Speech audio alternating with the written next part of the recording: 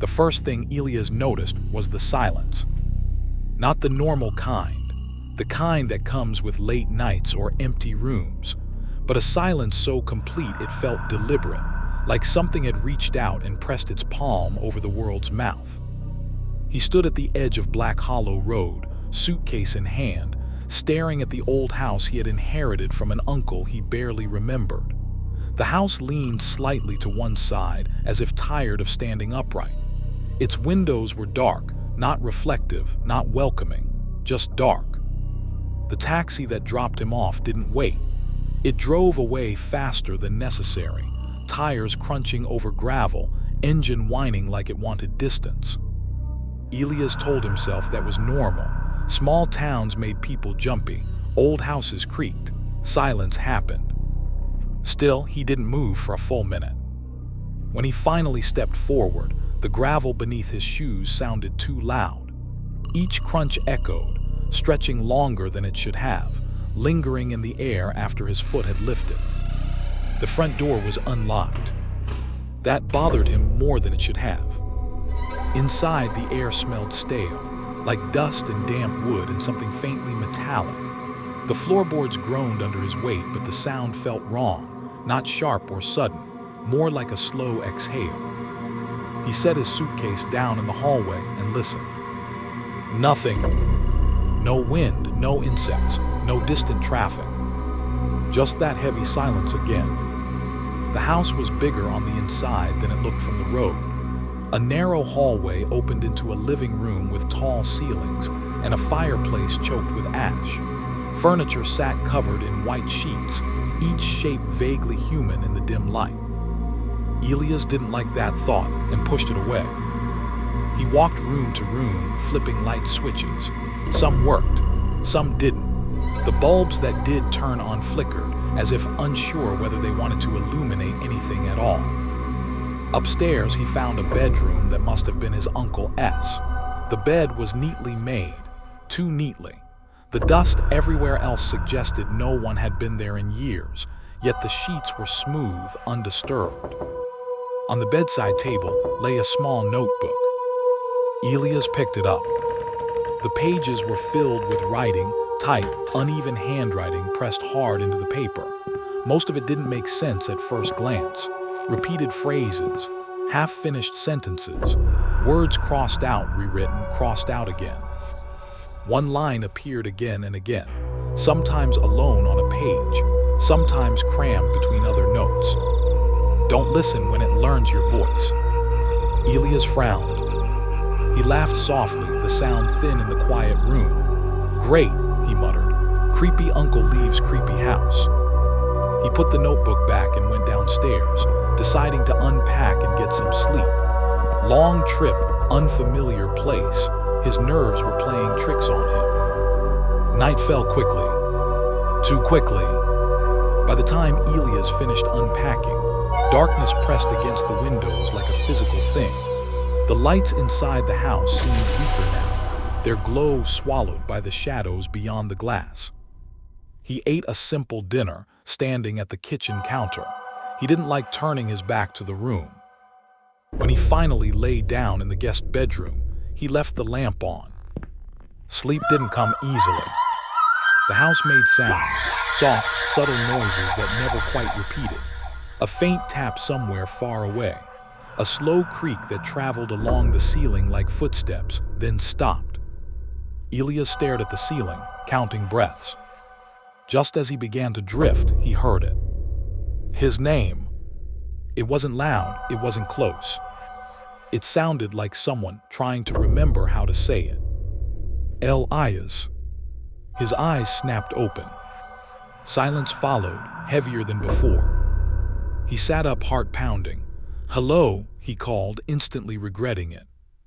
The word echoed strangely, as if the house had held onto it for a moment before letting it go.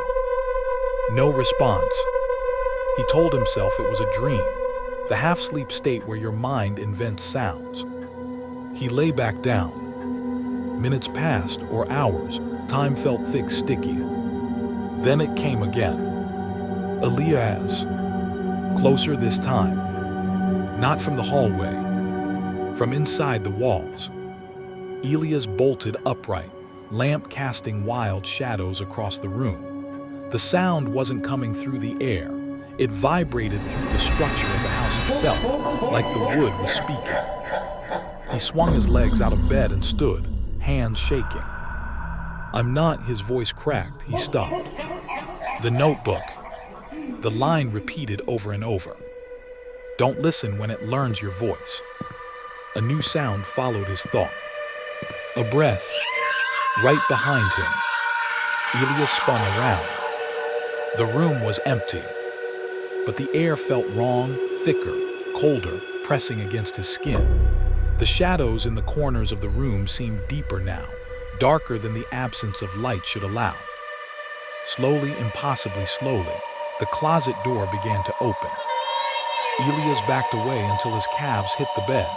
"No," he whispered. The door stopped. From the darkness inside the closet came his own voice. Perfect, exact.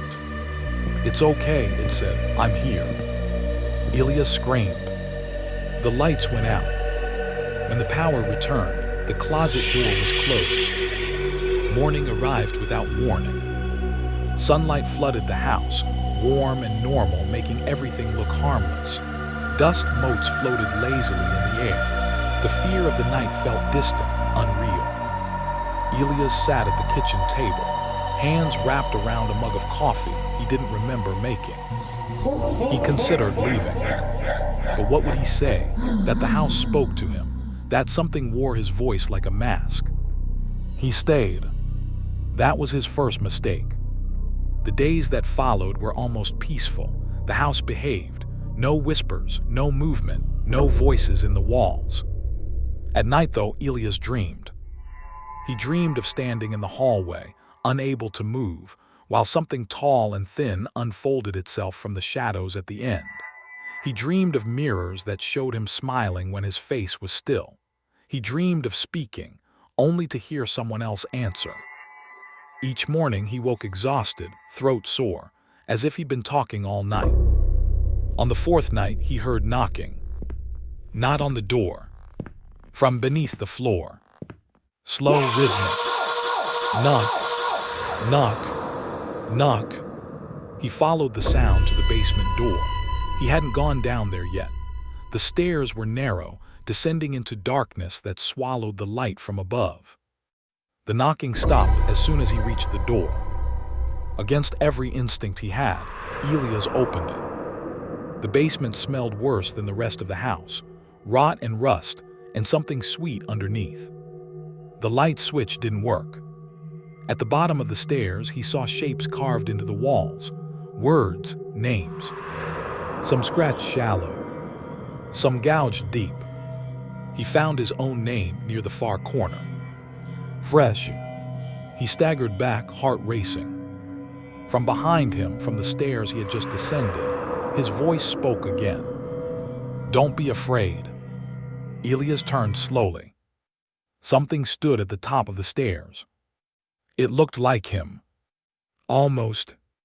Its limbs were a little too long. Its smile stretched too wide. Its eyes reflected no light. It tilted its head, mimicking his movements perfectly. "I needed practice," it said in his voice. "You're very useful." Elias ran.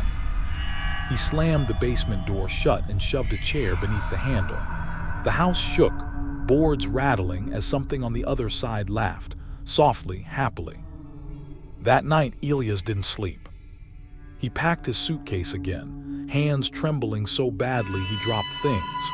At dawn, he stepped outside, dragging the case behind him.